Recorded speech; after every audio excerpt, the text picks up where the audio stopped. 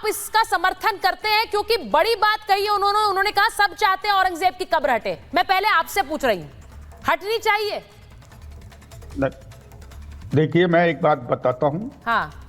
कि औरंगजेब की जो मजार है उसको एएसआई का संरक्षण है, ये बात कबूल है। हाँ। लेकिन आपने गुरु प्रसाद जी को कब पूछा था हाँ। कि देवेंद्र फडणवीस अगर लाइन लेते हैं और औरंगजेब की मजार को वहां से शिफ्ट करते हैं तो मेरी पार्टी की क्या भूमिका रहेगी? तो गुरु प्रसाद बोले ही नहीं इस पे।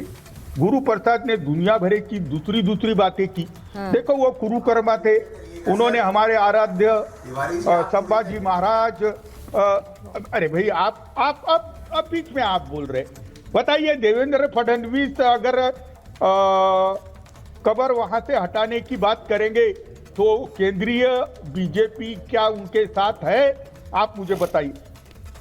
अगर आप ऐसा ऑफिशियल डिसीजन लेते हैं मोदी जी, तो हम तो हिंदू वाली पार्टी है, हम तो जरूर समर्थन करेंगे आपका। अरे कभी निर्णय तो लो। क्या हिंदू मुसलमान करते हो? 1700 में चले गए, 1700 से बाहर नहीं आते।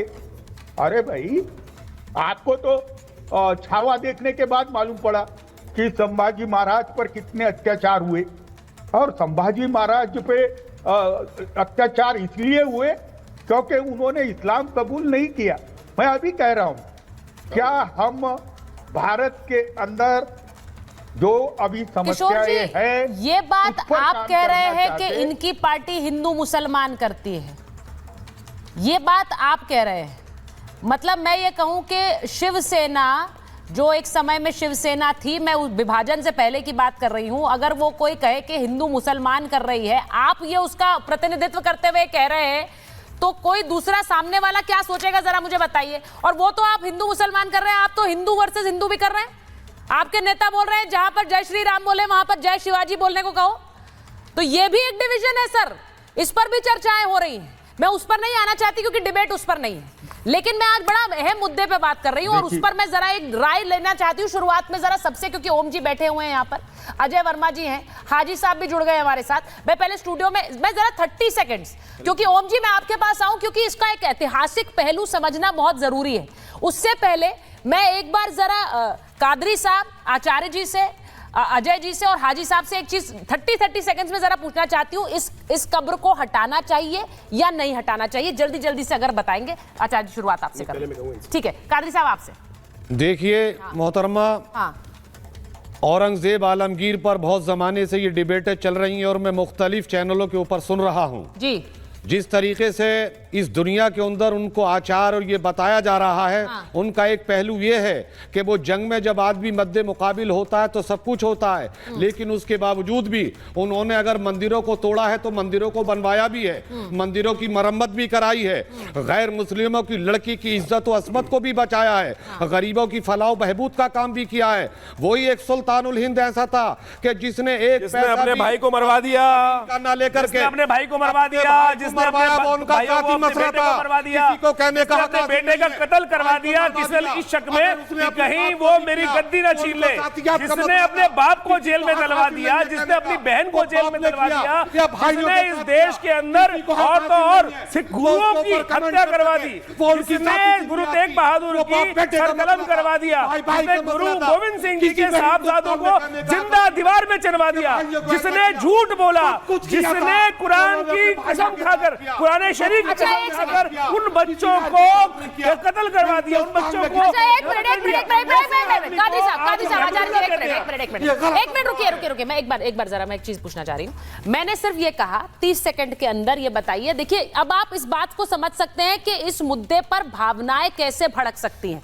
मैं आपसे सिर्फ पूछ रही हूँ, आपने तो महिमा मंडन की क्लास लगा दी है कादरी साहब, इसका मतलब नहीं, इसका सीधा मतलब यह है कि कब्र रहनी चाहिए। मैंने मुझे पूछने की जरूरत नहीं है, हटनी चाहिए, पूछने की जरूरत जाएगी खबर भाई, इस तरीके से ये है या ये सिर्फ बयान है? मैडम वो कोई होटल थोड़ी चाह रही हूँ फडणवीस साहब को भी मैं कहना चाहता हूँ, आप वहां के अगर क्या नाम है वजीर आला हैं तो सबकी जिम्मेदारी बनती है एक विशेष वर्ग की खुशनुदी खुशहाली के लिए बयान देना, ये आपकी जिम्मेदारी के खिलाफ है। खुशहाली कैसे? एक मिनट कादरी साहब, आपने बड़ा इंपॉर्टेंट टॉपिक उठा दिया।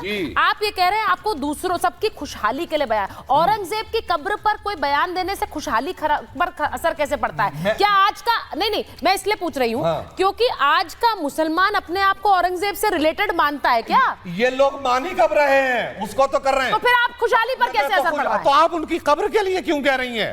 मैं नहीं कह रही भाई, वो तो देवेंद्र फडणवीस ने कहा। फडणवीस साहब से मैं यही कह रहा हूं कि वो कब्र का नाम ना लेकर के इस तरीके से क्यों हटा रहे हैं? मुसलमान होने में शक नहीं था, वो मुसलमान थे और हिंदुस्तान के शहंशाह बड़े दूर तक रहे और इतना अमीनदार सियासत था कि सरकारी खजाने से कभी महिमा मंडन क्लास नहीं है कादरी साहब। नहीं